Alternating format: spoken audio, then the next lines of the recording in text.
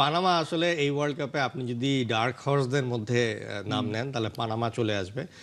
কারণ হচ্ছে যে পানামার কিন্তু এখন ফিফা র্যাঙ্কিং হচ্ছে 33 এবং পানামা আপনি যদি মানে ওই যে রিজন থেকে আসে ওইটাকে যে মধ্য আর উত্তর আমেরিকা, তো সেটা হচ্ছে কনকাকাফ রিজন বলে।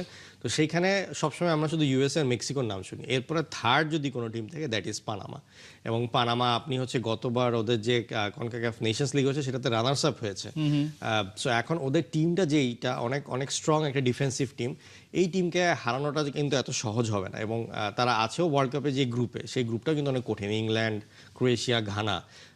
সো এবং তারা ওয়ার্ল্ড কাপে একটা খুব ভালো একটা মানে কষ্টের সময় দিবে আর কি ইংল্যান্ড এবং ক্রোয়েশিয়াকে, আমি বিশ্বাস করি।